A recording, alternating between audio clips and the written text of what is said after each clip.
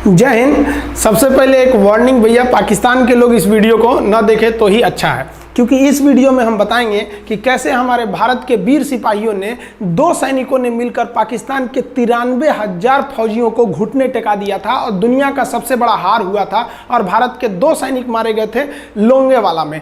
हम इस वीडियो में बताएंगे कैसे PNS गाजी को डुबा दिया गया। ये भी बताएंगे कि चाइना पाकिस्तान का इतना बड़ा दोस्त बनता है, लेकिन 1971 में क्यों नहीं बचा पाया, ना चाइना बचा पाया और ना ही अमेरिका बचा पाया। इस वीडियो में हम A to Z बातें करेंगे। अगर आप इस वीडियो को कंप्लीट देख लेते हैं तो कोई भी पाकिस्तानी की हैसियत नहीं होगी कि आपसे आंखें मिला सके, इसलिए इस वीडियो को देखते रहिएगा। यदि आप राष्ट्रवादी, अगर आप भारतीय हैं तो ही इस वीडियो को देखें। पाकिस्तानी और बाहर के चाइनीज वगैरह लोग इस वीडियो को न देखें, ये उनके लिए एक तरह का वार्निंग है, क्योंकि इसमें हम भारतीय सेना के हर उस वीर गाथा को बताएंगे जो एक हर भारतीय सुनना चाहता है। A to Z उस बातों को बताएंगे। पाकिस्तानी इस वीडियो को क्यों ना देखें तो भैया आप देख लीजिए यहाँ क्यों ना देखें, क्योंकि हम आज चर्चा करने वाले हैं इसकी, और इसका नक्शा किससे मैच करता है आप देख रहे हैं। If you don't believe then go on Google. भाई किससे मैच करता है तो आप तो समझ में आ गया, भाई बुरा नहीं मानिएगा आप लोग। ध्यान से समझिए, जब भारत पाकिस्तान का विभाजन हुआ तो उसी समय पाकिस्तान 2 भाग में था। एक इधर वाला जो एरिया है इसे हम लोग कहते थे पश्चिमी पाकिस्तान, जो मेन पाकिस्तान का एरिया है। और ये जो आज आप बांग्लादेश देख रहे हैं, ये बांग्लादेश नहीं था, बल्कि ये उस वक्त पूर्वी पाकिस्तान था। पूर्वी पाकिस्तान के लोग बंगाली भाषा को बोलते थे। पाकिस्तान के लोग इन लोगों को बड़ा भद्दे मजाक करके बोलते थे, कहते तुम लोग गधे हो, कुछ नहीं जानते हो, किसी काम लायक नहीं हो, यूजलेस हो लोग, तुम लोग छोटे हो, काले हो, मतलब उल्टा सीधा मजाक कर रहे थे। पश्चिमी पाकिस्तान के लोग इधर के लोगों को पसंद नहीं करते थे। हो गया नहले पे दाला 1970 में। 1970 में इस पूर्वी पाकिस्तान के शेख मुजीबुर रहमान चुनाव जीत गए और वो यहाँ के प्रधानमंत्री के पद के चुनाव जीत गए। अब यहाँ की आर्मी ने क्या किया, उनको शपथ ही नहीं दिला रहे थे। इसलिए 70 के चुनाव जीतने के बाद शेख मुजीबुर रहमान जब देखे कि ऐसा है तो उन्होंने अपना भाषण दिया 7 मार्च को और कहा कि अब हम इस पूर्वी पाकिस्तान को एक अलग देश बनाएंगे जिसका नाम रहेगा बांग्लादेश। इस भाषण के वजह से आर्मी ने, पाकिस्तान की आर्मी ने 25 मार्च 1971 को गिरफ्तार करके अब पश्चिमी पाकिस्तान में अरेस्ट करके बंदी बनाकर रख दिया और यहाँ पर जुल्म करना चालू कर दिया। कहाँ पर भाई, तो पूर्वी बंगाल में, पूर्वी पाकिस्तान में, पूर्वी बंगाल में नहीं, पूर्वी पाकिस्तान में इन्होंने जुल्म करना चालू कर दिया। शेख मुजीबुर रहमान के गिरफ्तारी के विरोध में यहाँ मुक्ति वाहिनी नाम कर एक विद्रोही गुट तैयार हो गया था, लेकिन पाकिस्तान के, पश्चिमी पाकिस्तान के लोगों ने इस पूर्वी पाकिस्तान पे इतना भयानक जुल्म किया कि इस पूर्वी पाकिस्तान में, इस पश्चिमी पाकिस्तान के लोगों ने यहाँ पर 30 लाख लोगों को कटवा दिया। 30 लाख लोगों को कटवा दिया। 4 लाख महिलाओं का बलात्कार कर दिया।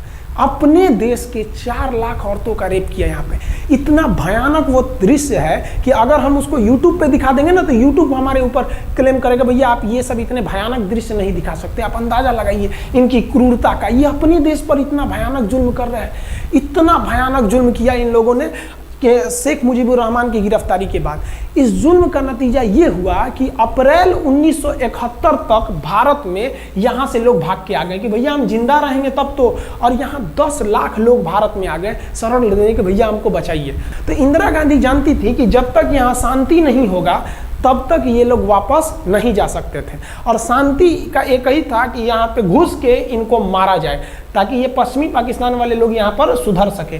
तो इंदिरा गांधी ने इसके लिए बात की जनरल फील्ड मार्शल मानेकशॉ से। उन्होंने सेना प्रमुख मानेकशॉ से कहा, सैम मानेकशॉ से, कि आप अभी युद्ध कीजिए, हम आदेश देते हैं आप अभी युद्ध कीजिए बांग्लादेश पे, हम अपने पड़ोसियों को इस तरह मरते नहीं छोड़ेंगे, आप इस पे हमला कीजिए। उस समय ये पूर्वी पाकिस्तान था। मानेकशॉ ने कहा कि ना, हम हमला नहीं करेंगे। कही अरे क्यों? कहा कि आप महीना देख रही हैं, अप्रैल का महीना है। अप्रैल के महीने का मतलब बरसात का दिन सर पे है, और बरसात के समय पूरब का हाल क्या होता है, एकदम भयानक बाढ़ आ जाती है। और उन्होंने एग्जाम्पल भी दिया कि सिकंदर की फौज भी हाथी लेके आई थी और कीचड़ में फंस गई थी, कि अगर यहाँ हम लड़ जाते हैं तो यहाँ बरसात रहेगा, हम यहाँ उलझ जाएंगे, ये एरिया सूखा रहेगा, चाइना का ऊपर से एरिया सूखा रहेगा, ये हमला कर देंगे, हमको 3 ओर से लड़ाई लड़ना पड़ेगा। मानेकशॉ ने इंदिरा गांधी से कहा कि आप 2-3 काम कर लीजिए। कब तक के लिए कि नवंबर तक हम लोग युद्ध नहीं करेंगे, लेकिन अप्रैल से नवंबर के बीच में हम अपने सैनिकों को इस एरिया में लड़ने के लिए ट्रेनिंग दे सकते हैं। मुक्ति वाहिनी उसको हम ट्रेनिंग दे सकते हैं। और इसी में 1971 में हमारी जो थी भारत और रूस की एक समझौता पर हस्ताक्षर हो गया। अब हम लोगों ने पाकिस्तान को एक बारूद के ढेर पर बैठा दिया था। इंतजार था तो इस बात का कि उस बारूद में एक चिंगारी की और तब पाकिस्तान तबाह हो जाता। इत्तेफाक देखिए, उस बारूद के ढेर पर खुद चिंगारी जलाई पाकिस्तान ने। कैसे? तो समझिए कैसे। हम लोग का था कि इधर हम लोग ऑफेंसिव हो जाएंगे, मतलब इधर भयानक हमलावर हो जाएंगे, और इधर हम लोग डिफेंसिव रहेंगे, मतलब इधर कम हमला करेंगे, ताकि हम लोग का मेन मकसद पाकिस्तान से युद्ध नहीं था। हमारा मेन मकसद था हमारे अपने बांग्लादेशी भाइयों पर जो जुल्म हो रहा था, जो उनकी बहनों को रेप हो रहा था, इतना भयानक किया था वहाँ पर पाकिस्तानियों ने कि बाप के सामने बेटी का रेप करते थे और उसके बाद बाप को मार के कहते थे तू भी रेप कर। इतना मतलब मानवता पूरी खत्म कर दिया गया वहाँ पर। तो भारत ने कहा कि इधर हम डिफेंसिव रहेंगे। पाकिस्तान को ये खबर लग गई कि भारत ना इधर कमज़ोर है। अरे भैया, इधर हम कमज़ोर थोड़ी हैं, इधर कम सैनिक रखे हैं और इधर हम भयानक रखे हैं, तो इसका मतलब ये थोड़ी है कि हम कमज़ोर हो जाएंगे। भैया कहा जाता है ना कि सोनार के घर का कचड़ा भी बनिया के बादाम से महंगा बिकता है। देखिए, हम लोग ठंडी का इंतजार ही कर रहे थे कि पाकिस्तान ने गलती कर दिया। उसने 3 दिसंबर को अचानक हमला कर दिया श्रीनगर पे, पठानकोट पर, चंडीगढ़ पर, यहाँ पर आगरा हवाई अड्डे पर तबातोड़ हमला कर दिया। एयरफोर्स का इतना भयानक हमला पाकिस्तान का भारत पर हुआ कि भारत देखते रह गया। धड़ धड़ पाकिस्तान की जहाजें एंट्री मार गई सब भारत में, उसकी एयरफोर्स एंट्री कर दी। इतना भयानक हमला था, इतना भयानक कि भारत का एक भी सैनिक नहीं मरा। समझ रहे ना कितना भयानक हमला था। अरे भाई, आप यहाँ पर घुस जाएंगे हमारे देश में तो क्या हो जाएगा भैया? मूस मोटैयन लोढ़ा हुईन, हाथी घोड़ा थोड़े हुईन। भारत तो इसी का इंतजार कर रहा था। देहात में कहावत कहा जाता है कि रोए के रानी तले अखिए खुदा गई। भैया हम प्लाने कर रहे थे कि हमला करने के लिए कि आप हमारे पे हमला करिए दीजिए। अब विश्व का भी दबाव नहीं आएगा हमारे ऊपर कि भैया हमला तो आपने किया है, अब हम लोग छोड़ेंगे नहीं। भारत एकदम दृढ़ निश्चय कर लिया। इसी बीच पाकिस्तान को एक खतरनाक खबर लग गई। क्या थी खबर भाई? तो देखिए, पाकिस्तान को खबर लगी कि भारत की ज़्यादातर फौज इस पूर्वी पाकिस्तान की ओर डिप्लॉयड है और यहाँ राजस्थान के जैसलमेर जिला में एक जगह है लोंगेवाला। उस लोंगेवाला में केवल और केवल 120 फौजी हैं। और अगर पाकिस्तान ने सोचा कि 120 फौजियों को हम रातों रात मार देते हैं तो उस समय एयरफोर्स रात में लड़ाई नहीं कर सकती थी, इसलिए इन्होंने लोंगेवाला में एंट्री मार दी। पूरी भयानक टैंक लेकर, फौज लेकर, इन्फेंट्री लेकर, और उसको वो लोग लोंगेवाला में घुसने के लिए चल दिए। और लोंगेवाला में भारत के पास केवल 120 सिपाही थे, केवल 120, और उन पर वो हजारों की संख्या में टूट पड़े। लेकिन घबराना नहीं चाहिए, क्योंकि चींटियां तादाद में कितनी भी क्यों ना हो जाएं, गन्ना घसीट के नहीं ले जा सकती हैं। लोंगेवाला में जो ड्यूटी थी उस समय कुलदीप सिंह चांदपुरी जी का। कुलदीप सिंह चांदपुरी सरदार हैं, आप देखे होंगे बॉर्डर मूवी में इनका रोल सनी देओल ने किया है। अब ये कुलदीप सिंह, ये भैया पंजाबी सिख, अब ये लोग 1.25 लाख से नीचे कुछ सोचते ही नहीं है। चिड़िया नू में बाज लड़ावा, गिदड़ नू में शेर बनावा, और 1.25 लाख नू एक लड़ावा, तब गोविंद सिंह नाम रखावा। खबर आया कि आपसे जो लड़ने आ रहे हैं ना पाकिस्तान की ओर से, वो ब्रिगेडियर तारिक मीर आ रहा है। उसके पास टैंक है, 2800 फौज है, बहुत ही तेज रफ्तार से आ रहा है। आपके पास केवल 120 जवान है कुलदीप सिंह, आप पीछे हट जाइए, आप पीछे हट जाइए, क्योंकि आपको हम ना, आप बहादुर हैं इसमें नो डाउट, लेकिन आप कैसे लड़िएगा उतनी भयानक फौज के पास से? यहाँ उन्होंने कहा खालसा सिख नहीं हट सकते, हम दिखा देंगे कि हम 120 भी उन पर क्या पड़ेंगे, भारी पड़ेंगे। इनके पास ना ही टैंक को उड़ाने के लिए कोई संसाधन थे, टैंक को मारने के लिए एक जीप पर लगा हुआ छोटा सा तोप था, और इनके पास 3 ठो माइंस लगे थे। माइंस समझते हैं आप लोग? टैंक जो होता है ना बम, उसको उड़ाने के लिए माइंस लगाए जाते हैं। तो देखिए ध्यान से, ये है माइंस, ये माइंस होते हैं। इस पर अगर टैंक चढ़ता है ना तो टैंक ब्लास्ट कर जाता है। तब इन्होंने दिमाग लगाया। इन्होंने क्या किया, जो खाली रेगिस्तान था ना उसमें ना आगे की ओर 3 ठो ओरिजिनल माइंस को लगा दिया, और जो खाना खाने वाला टिफिन होता है ना 4 खंदे वाला, इसे, उस टिफिन को इन लोगों ने रातों रात ना बिछा दिया ऐसे लाइन से। देखिए लाइन से पाकिस्तान की टैंक आई तो शुरुआत में तो भैया ओरिजिनल माइंस था, धड़ाम से लगा, पाकिस्तान की टैंक उड़ गई। पाकिस्तान का एक टैंक उड़ा, फिर दूसरा उड़ा, तीसरा उड़ा, पाकिस्तानी एकदम डर गए सब। ब्रिगेडियर तारिक मीर कहें कि भैया यहाँ तो माइंस लगा के रखा है इन लोगों ने, एक काम करो इंजीनियरों को बुलाओ, पूरा माइंस निकालो। अब ब्रिगेडियर जो हमारे मेजर कुलदीप सिंह थे ये जानते थे कि बाबू अगर हम तुमको रात भर रोक दिए ना तो सुबह हमारी एयरफोर्स आएगी, तुमको जिंदा नहीं छोड़ेगी। इसलिए इन्होंने पूरा टिफिन बिछाया था। इन पाकिस्तानियों ने 6 घंटे लगा दिए उनको निकालने में। इंजीनियर आते थे तो डर के मारे टिफिन निकालते थे, अरे बाप रे बाप, और टिफिन में तो ईंटा पत्थर भर देते थे और डर के ले जाते, अरे भागो भागो भागो, माइंस है माइंस है। इसको लगाते लगाते इन लोगों ने पूरी रात बिता दी। 3 बज गया। 3 बजे इनको पूरा सन्नाटा दिखा कि भैया ये तो टिफिन है, ये रेगिस्तान में ये तो टिफिन है। अब उन्होंने कहा कि आदेश दिया कि हमला करो। तो कुलदीप सिंह जो थे चांदपुरी, उन्होंने बालू के बीच में ऐसे गड्ढे बना रखे थे और अपने फौजियों को ना 2 किलोमीटर एरिया में बिछा दिया था, एक उधर एक इधर एक इधर। तो चारों ओर से फायरिंग होती थी। पाकिस्तानियों को लगी ना कि भैया हमको गलत इंफॉर्मेशन मिल गया है, 120 गो मिल के ऐसे थोड़े मारेगा सब। सोच रहा उधर से गोली इधर से गोली, धड़ाधड़ बम गोला दारू सब चल रहा है यहाँ पर। इतना भयानक कहीं कोई 120 आदमी मिल के ऐसे मारता है? नहीं भाई, इतना भयानक ऐसे सुनसान एरिया में कहाँ से कौन मार रहा है, एकदम तबाही मचा दिया। कुलदीप सिंह चांदपुरी ने क्या तबाही मचाया था आप देखना चाहते हैं तो देखिए उन लोगों ने क्या तबाही मचाया था। ये है पाकिस्तान का टैंक, ये धज्जी उड़ गया था टैंक का, थुथुर तूर दिया इसका यहाँ पे। ये देखिए टैंक का, पाकिस्तानी देख रहे हैं कि भैया सब चक्का उक्का फेंका गया। बताइए ये चांदपुरी साहब कैसा करना चाहिए? ये कोई वीडियो गेम खेल रहे हैं? मार के धज्जी उड़ा दिया। अरे पाकिस्तान बच्चा है, अपने बच्चा है, बिगड़ गया, आराम से मारिए। ऐसे एकदम धज्जी उड़ा दिए हैं बेचारा सबको। पाकिस्तान के टैंक को धज्जी उड़ा के उस पर भारतीय सैनिक खड़ा होकर फोटो खिंचवा रहा था। फोटो खींचे फोटो खींच, उस समय सेल्फी नहीं था ना, तो आगे से फोटो खींचना, फोटो खींच, यहाँ पे आने वाली पीढ़ियों को ये प्रेरणा देगी। बताइए इतना सुंदर गाड़ी लेके आया था पाकिस्तान मारने के लिए, हाँ बेचारा ऐसे मारा जाता है? हाँ अरे ब्रिगेड मेजर साहब आप भी बच्चा है, बच्चा को थोड़ा आराम से मारिए। देखिए इसका थोबड़ा बिगाड़ दिया गाड़ी का। ओहो, ऐसे नहीं मारना चाहिए, लेकिन क्या कीजिएगा, बच्चा बिगड़ जाता है तो धोना ही पड़ता है। ये हाल कर दिया रात भर में। सोचिए रात में इतना बुरा मारा, दिन में दिखता तो पूछ डाल रहा पूरा। एकदम भयानक तबाही मचा दिया मेजर कुलदीप सिंह चांदपुरी ने। इनके आगे कौन खड़े थे? ब्रिगेडियर पाकिस्तान के ब्रिगेडियर साहब। ब्रिगेडियर साहब को कहने लगी भैया ये तो बहुत बुरा मार रहा है सब। तब तक हो गया सुबह, और सुबह के वक्त हमारे जो हंटर जहाज थे, उस समय जो जहाजें थी वो हंटर जहाज थी। ये हंटर जहाजें रात में नहीं उड़ सकती थी लेकिन दिन में उड़ सकती थी। रात भर तक कुलदीप सिंह चांदपुरी ने ऐसा कूचा पाकिस्तानियों को, इतना कूच दिया कि भोर हुआ तो बाकी का कसर पूरा कर दिया हमारे हंटर विमानों ने। ये हंटर विमान जब आए सब तो इतना भयानक तबाही मचाए सब पाकिस्तान के जहाज़ों का कि आप हुलिया देखेंगे ना, पाकिस्तान के टैंक का ऐसे पड़ गया। ये सब टैंक पूरा तबाह हो गया है, सब पूरी तरह ध्वस्त हो गया इतनी भयानक युद्ध में। 3 तारीख को पाकिस्तान ने हमले की शुरुआत की और ये 4 तारीख का शकल देखिए पाकिस्तान का। इतना भयानक धज्जी उड़ा दिया पाकिस्तान का जिसका कोई हद नहीं। पाकिस्तानियों को दुम दबा के भागना पड़ा। ब्रिगेडियर साहब भागे, कहें कि भाग भैया न तो ये सब जान ले लेगा सब। हम लोगों ने पाकिस्तान के टैंकों को अपने यहाँ रख लिए हैं म्यूजियम में। आज भी जाके देखिएगा ना तो इन टैंकों को डर के मारे पाकिस्तानी छोड़ के भाग गए कि भागो भाई यहाँ पर। ये 120 जवानों का जलवा था। और पाकिस्तानी कहते हैं कि हिंदुस्तान के लोग क्या लड़ेंगे? अरे भैया हम चीन पे वीडियो बनाए थे, आप पे नहीं बनाए थे, जो आप लोग हम लोग को बोल रहे थे कि पाकिस्तान हिंदुस्तानियों की औकात नहीं। देखिए अभी हम आपको औकात दिखाते हैं आपकी।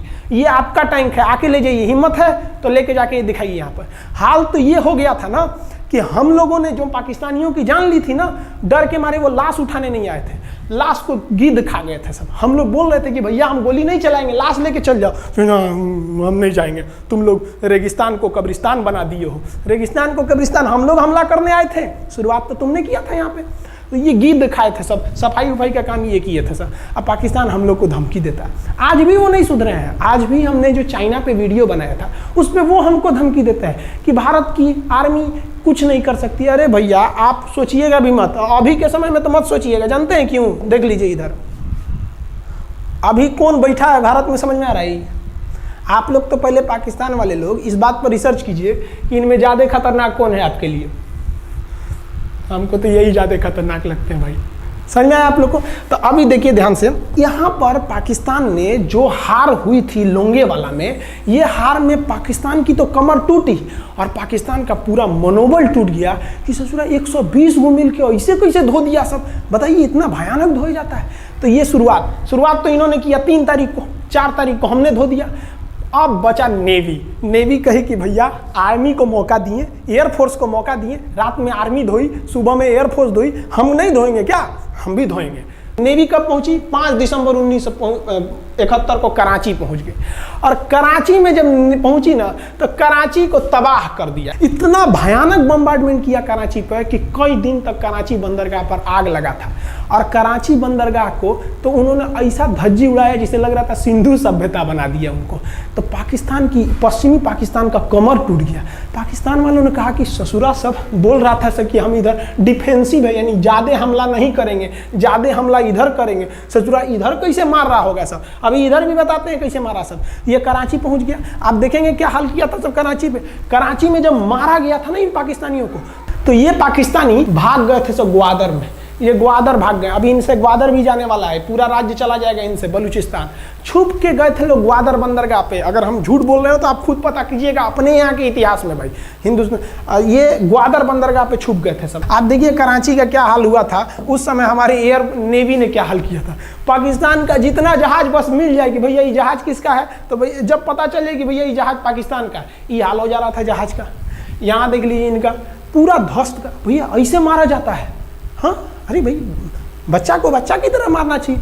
इंडिया की नेवी ने भी हद कर दिया। बताइए इस तरह मारा जाता है? हाँ, यहाँ देख लीजिए पूरा का पूरा धज्जी उड़ा दिया इन लोगों को। अरे भाई बच्चा है, बिगड़ गया है तो थोड़ा सा आराम से ना मारिएगा कि देख रहे हैं इस तरह से मारा पूरा पाकिस्तान के। कराची बंदरगाह उड़ गया। तो पाकिस्तान का तो इधर से तो पूरा का पूरा धज्जी उड़ा दिया। अभी शुरुआत हुए युद्ध के केवल 2 दिन हुए हैं। आप दिल थाम के रखिए, अभी युद्ध लंबा चलने वाला है। 3 दिसंबर को स्टार्ट किए, 4 दिसंबर को हम लोग लोंगेवाला धो दिए, अब 5 दिसंबर को कराची। अब पाकिस्तान ने ना भारतीयों को तबाह करने के लिए भारत का सबसे खतरनाक जहाज था INS विक्रांत। INS विक्रांत को बर्बाद करने के लिए ना इसने यहाँ से भेज दिया INS PNS गाजी को। गाजी एक पनडुब्बी थी, उसको आदेश दिया गया कि जाके मार के आओ। किसको? विक्रांत को। क्योंकि अगर विक्रांत जहाज डूब जाता तो वाकई उस समय हमको युद्ध जीतने में बहुत दिक्कत आ जाती। तो ये गाजी कैसे डूबा, इसको हम लोग एगो खराब जहाज से मार दिए। तो अब इधर समझते हैं कि जब उधर इतना भयानक धोए तो इधर कितना बुरा धोए होंगे, इसको बारे में हम लोग समझते हैं। भारतीय सेना अब पूरब की ओर क्या क्या काम की, इसको ध्यान से समझिए। ये मुक्ति वाहिनी जो थी बांग्लादेश की, वो अंदर ही पाकिस्तानी फौजियों को मार रही थी गली कुची में दौड़ा दौड़ा के, क्योंकि इन पाकिस्तानी फौजियों ने वहां पर रेप किया, मर्डर किया।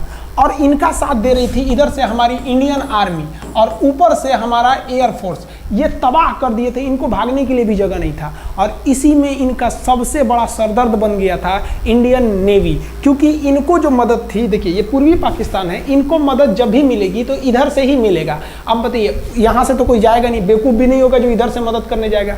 रास्ते में ही एयरफोर्स मार के गिरा देती थी, ट्रक वगैरह जाएगा नहीं। तो नेवी से ये इन लोग मदद देते थे। भैया यहाँ पे जो इनके फौजी लड़ रहे थे उनको खाना पीना भी खत्म हो गया था। अब इनको बर्बाद कर दिया भारत। INS विक्रांत, INS विक्रांत उस समय का बहुत बड़ा जहाज था इस साउथ एशिया के देशों का।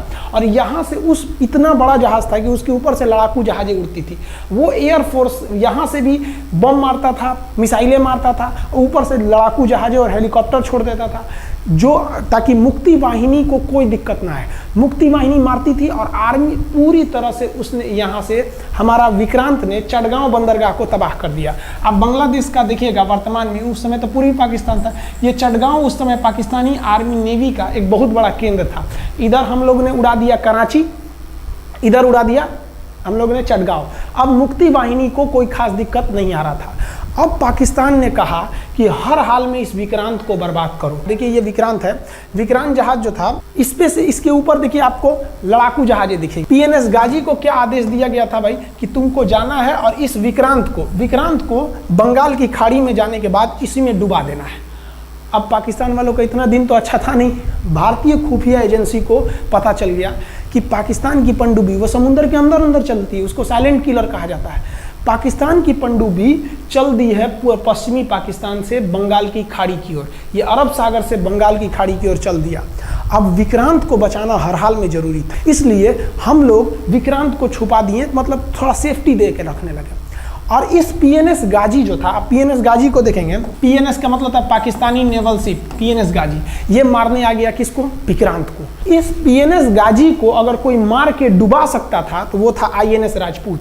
लेकिन ये जो आईएनएस राजपूत आप इमेज में देख रहे हैं, ये उस समय समस्या क्या था इस आईएनएस राजपूत के साथ, क्योंकि इसके इंजन में कुछ खराबी आ गई थी और ये बिगड़ गया था, और बिगड़ के इसको विशाखापट्टनम पे बनाया जा रहा था, रिपेयर किया जा रहा था, इंजन ही गड़बड़ हो गया था। तो भारतीयों का यहीं पे दिमाग काम आया। भारतीयों ने सोचा क्यों ना हम पीएनएस गाजी को खुद बुला के लाएं, कहाँ पर? विशाखापट्टनम पे। तो लोगों ने कहा कि भैया ये आएगा विशाखापट्टनम में, कि आओ आईएनएस राजपूत हमको मार दो। तो कहा कि नहीं, देखिए कैसे आएगा। भारतीयों को पता था कि हिंदुस्तान में पाकिस्तानियों के कुछ ना कुछ जासूस होंगे और वो पाकिस्तान को पल पल की खबर दे रहे होंगे। भारतीयों ने क्या किया, आईएनएस विक्रांत के जितने भी अधिकारी थे उनसे कहा कि आप लोग अपने अपने घर फ़ोन कीजिए कि हम विशाखापट्टनम आ रहे हैं, तुम लोग हमको छुट्टी मिला है, विशाखापट्टनम में 10 दिन रुकेंगे, हमारे लिए तुम लोग खाना पीना अच्छा से बनाओ। लड़कों से उन लोगों को खबर खिला दिया। विशाखापट्टनम में जितने मछुआरे थे उनको कहा गया कि आप लोग हट जाइए, बहुत बड़ा जहाज आने वाला है, बहुत बड़ा जहाज विक्रांत आ रहा है, यहाँ पे आप लोग खाली कर दीजिए, आईएनएस विक्रांत आ रहा है। यहाँ पर क्या किया गया, ऑर्डर दिया गया, बहुत सारे फल सब्जी अंडा ब्रेड, कि भैया ये इतने बड़े जहाज के लिए जा रहा है, 6 महीने का खाना चाहिए। ये खबर आग की तरह फैल गई पाकिस्तानियों को, और पाकिस्तान में खबर लग गई कि भैया आईएनएस विक्रांत यहाँ नहीं है, आईएनएस विक्रांत विशाखापट्टनम पे है। अरे बकलोलवा, विशाखापट्टनम पर पीएनएस गाजी की मौत यमराज इंतजार कर रहा था आईएनएस राजपूत। ये गधा जो था पीएनएस गाजी, ये मुड़ गया किधर की ओर? विशाखापट्टनम की ओर। और विशाखापट्टनम पर चुपचाप शांति से खड़ा हुआ जहाज आईएनएस राजपूत इंतजार कर रहा था, तो पानी के अंदर अंदर आओ। ये अभी बाहर निकला हुआ है, पानी के अंदर रहती है। और आईएनएस राजपूत देखा कि ये आ रहे हैं, वो आईएनएस राजपूत को मारता कि इससे पहले ही आईएनएस राजपूत मार के तबाह कर दिया पीएनएस गाजी को। पीएनएस गाजी पर को डूबने के बाद पाकिस्तान को बहुत बड़ा सदमा लग गया। पाकिस्तान को यह एहसास हो गया कि अब हम कभी नहीं जीत सकते हैं, क्योंकि ये पीएनएस गाजी अमेरिका से खरीदा हुआ एक बहुत ही शक्तिशाली पनडुब्बी थी जिसे कोई डुबा नहीं सकता था, और हम लोगों ने उसको इस जहाज से डुबाया जो जहाज खराब हो चुका था, जिसका इंजन खराब था। भारतीय सेना का मोराल पूरे 7वें आसमान पर था और पाकिस्तानी दिन पर दिन बर्बाद हो रहे थे। अब पाकिस्तानियों को लगा अब क्या करेंगे, तो पाकिस्तानियों ने अमेरिका में फ़ोन किया, भैया आप कुछ कीजिए। तो अमेरिका ने ना यूएनओ में मुद्दा उठा दिया, यूनाइटेड नेशन ऑर्गेनाइजेशन, इसकी जो सिक्योरिटी काउंसिल है, सुरक्षा परिषद, इसमें कह दिया पूर्वी पाकिस्तान पर जुल्म कर रहा है, मार रहा है। तो रसिया उस समय हमारा साथ दिया, कहा कि तू देर जानता है जुल्म कर रहा है, भारत जो कर रहा है सही कर रहा है, हम इस प्रस्ताव के खिलाफ में वीटो करते हैं। वीटो अगर कोई देश, 5 देश को वीटो है, इस पर अलग चर्चा करेंगे, अगर किसी ने वीटो कर दिया तो वो प्रस्ताव रद्द हो जाता है। तो पाकिस्तान की एक और उम्मीद यहाँ पर अपना दम तोड़ दी। अब पाकिस्तान कहा अमेरिका से कि भैया आप ही हमको बचा लीजिए। तो अमेरिका ना पाकिस्तान की ओर से भारत पर हमला करने के लिए अपना सबसे खतरनाक जहाज भेज दिया, 7वां बेड़ा। देखेंगे 7वां बेड़ा को, अगर इतना भयानक था 7वां बेड़ा, ये अमेरिका का साथ अकेले चलता ही नहीं था, इतनी पूरी फौज के साथ, नेवी के साथ चलता था। ये किस लिए आया था? विक्रांत को डुबाने के लिए, और इसका साइज विक्रांत से डबल था, इसके आगे विक्रांत नहीं टिक पाता। अब इंदिरा गांधी भी टेंशन में रह गई। ले, तब उस समय इंदिरा गांधी को याद आया कि भैया हमारा एक और तो हम समझौता करके आए हैं, अगर अमेरिका पाकिस्तान का साथ दे सकता है तो रूस से हम भी तो समझौता करके आए हैं। तो भारत ने रूस को कहा कि भैया अमेरिका इतना भयानक 7वां बेड़ा भेज दिया, आप हमारी मदद कीजिए। तो रूस ने कहा टेंशन क्या लेते हो, देखो हम बोलते हैं। रूस ने परमाणु पनडुब्बी भेज दी और रूस ने अपना 40वां बेड़ा भेज दिया। आप देखेंगे ये रूस का 40वां बेड़ा है, ये अपने भारी भरकम जहाजों के पूरे ग्रुप के साथ चल दिया, कहा कि चल भैया देखते तुमको कौन मारेगा भारत को। और अमेरिका को सीधा कह दिया कि भैया विक्रांत पर अगर आपने हमला किया तो तो ये हमला हम रूस पर हमला मान लेंगे। यहाँ पर खड़ा था भारत का विक्रांत और उसकी सपोर्ट में खड़ा था रूस का 40वां बेड़ा।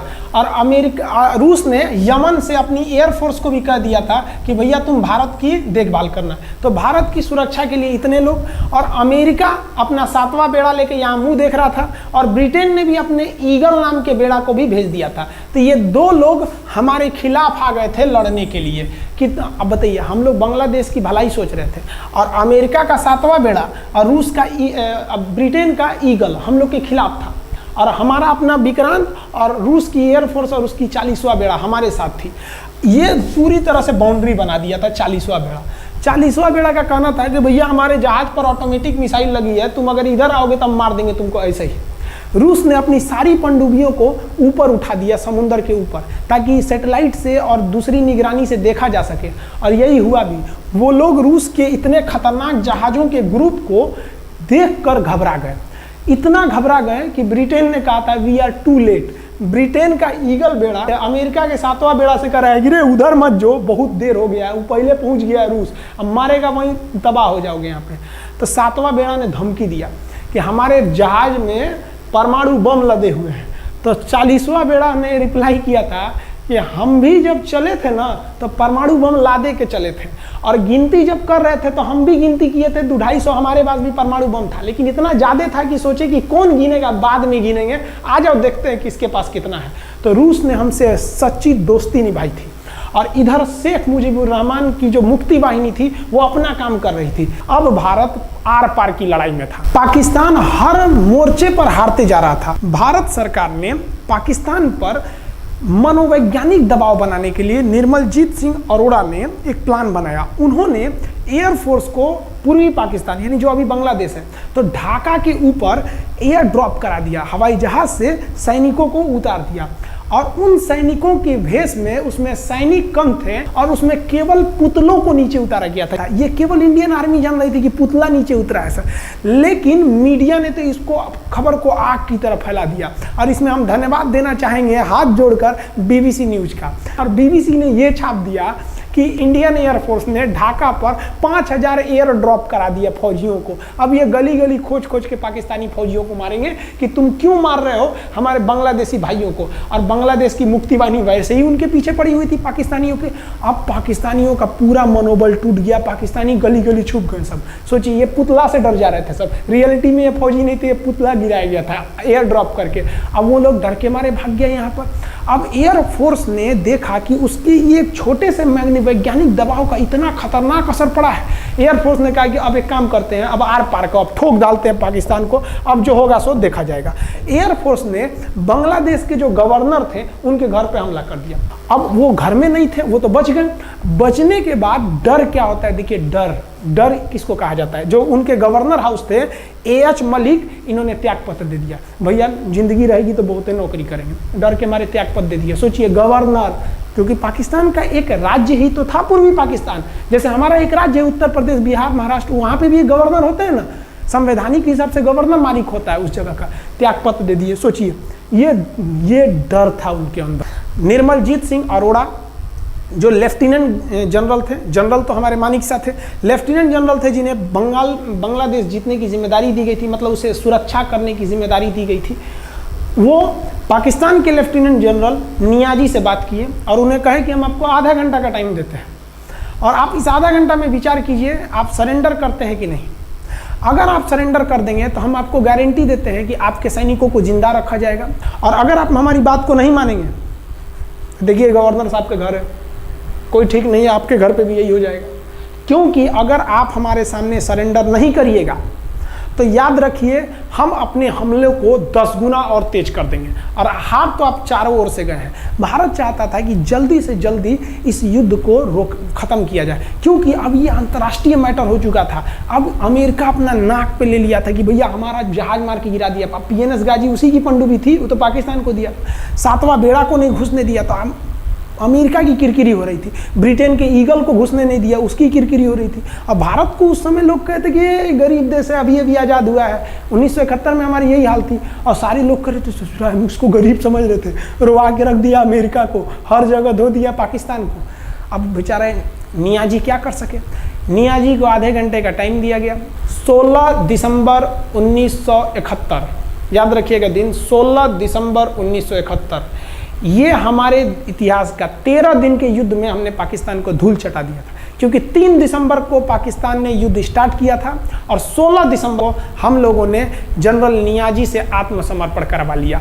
और आत्मसमर्पण आप देखना चाहेंगे जनरल नियाजी का। जनरल नियाजी इन्होंने हमारे लेफ्टिनेंट जनरल निर्मलजीत सिंह अरोड़ा के सामने आत्मसमर्पण साइन किया, और साइन करने के बाद बांग्लादेश के ढाका रेस कोर्स में इन्होंने साइन किया, और इनकी आंखों में आंसू था। एक देश के सेनापति के लिए इससे शर्म की बात क्या है, जो गिनीज बुक में नाम रिकॉर्ड करा दिया। गिनीज बुक में कैसे? देखिए, पाकिस्तान के लोग हम चाइना के वीडियो बनाए थे, उस पर कमेंट कर रहे थे कि इंडियन आर्मी कुछ नहीं कर सकती। देखो, बांग्लादेश तुम्हारी बहादुरी का जीता जागता उदाहरण है।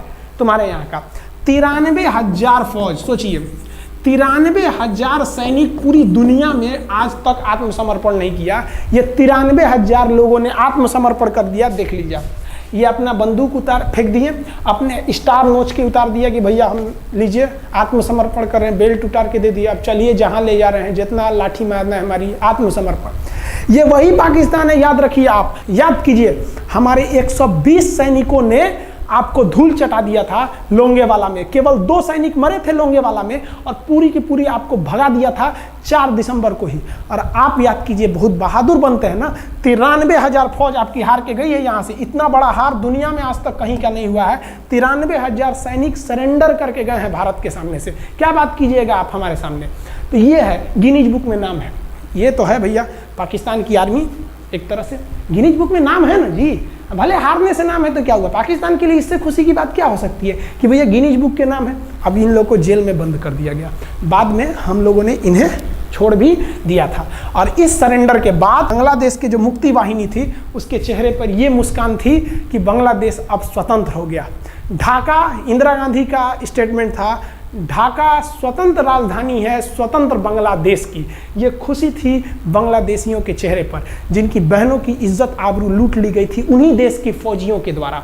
जिनके ये जो नियाजी थे, जब इन्हें लेफ्टिनेंट गवर्नर बना के भेजा गया था बांग्लादेश में, तो ये नहीं पूछे थे कि बांग्लादेश का स्थिति क्या है। ये पूछे थे कि जिन लड़कियों का रेप हुआ है वो कहाँ है, सब दिखाओ तो, मतलब ये भी जाके करेंगे। ये हाल था। ये इनके चेहरे पर मुस्कुराहट थी। बाद फिर मुजीबुर रहमान को पाकिस्तान से स्वतंत्र कराया गया। भारत ने जो अपना वादा किया था कि शेख मुजीबुर रहमान को स्वतंत्र करेंगे, बांग्लादेश को स्वतंत्रता दिलाएंगे, उनके अधिकारों के लिए लड़ेंगे, भारत ने अपने वादा को पूरा किया। आज शेख मुजीबुर रहमान की बेटी शेख हसीना बांग्लादेश की कमान संभाले हुई हैं। शेख हसीना, जब हमको याद है जब वो भारत आई थी तो एयरपोर्ट पे, तो मोदी जी एयरपोर्ट पर रिसीव करने गए थे, जबकि ऐसा नहीं होता है।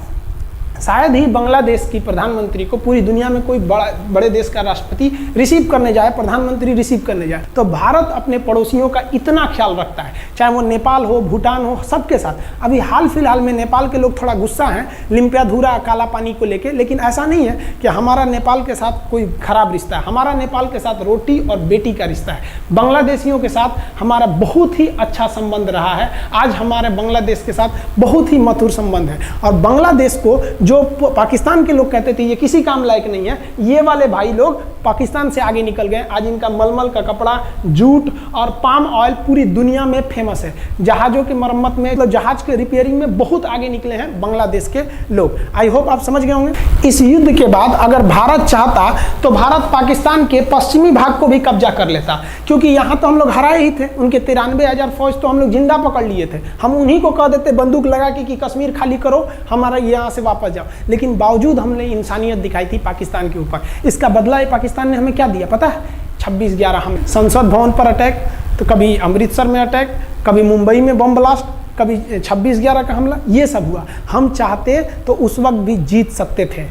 ये पाकिस्तान वाले आप जो कहते हैं कि हम बहुत बहादुर हैं, भारतीय सेना हमारा क्या कर सकती है, तो भारतीय सेना की रहमो करम पर आप लोग जिंदा थे, वरना 1972 में ये जो सेना थी ना, 71 में, आप लोग को कहीं का नहीं छोड़ती। आप हिंदुस्तान के व्यूवर्स आप लोगों से भी कहते हैं कि एक लाइक तो बनता है इस सैनिकों के लिए, हमारे लिए नहीं। हमारे इस चैनल के लिए कभी नहीं कहेंगे कि खान जी रिसर्च सेंटर चैनल को आप सब्सक्राइब करिए, लाइक करिए, हम ये कभी नहीं कहते हैं। लेकिन हम ये जरूर कहते हैं कि आज एक लाइक बनता है हमारे इन वीर सिपाहियों के लिए लिए, जो आज भी सेना के लिए डटे हुए हैं। और ये पाकिस्तान इस पर कमेंट करते हैं। हम आप भारतीयों से कहते हैं, आप हिंदुस्तानी हैं तो इस वीडियो को जितना से ज़्यादा शेयर करना है आप शेयर कीजिए, ताकि आपके बच्चों तक को ये पता चल सके कि हमारे सैनिक कितने बहादुरी हैं, कितने बहादुरी से लड़े थे हमारे सैनिक, कितने बहादुर हैं। और इस वीडियो को आप इतना शेयर कीजिए कि पाकिस्तान तक पहुंचे और वहां का बच्चा इस वीडियो को देखे, ताकि उनके अंदर भारतीय सेना का जो डर है वो बैठे।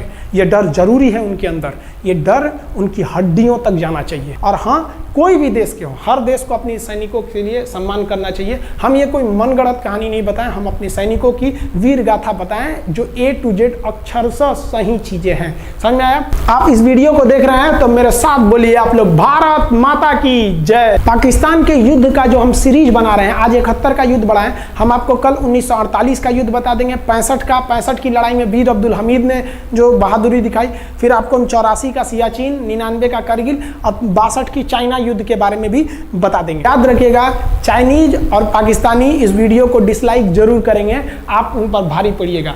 ये वीडियो आप संभाल के रखिएगा, अपनी पीढ़ियों को दिखाइएगा कि हमारी सेना कितनी बहादुर थी। एक सैल्यूट हम अपने वीर जवानों के लिए। जय हिंद। हम बहुत ही सौभाग्यशाली हैं जो ऊपर वाले ने हमें हिंदुस्तानी बनाया। I proud to be Indian. जय हिंद।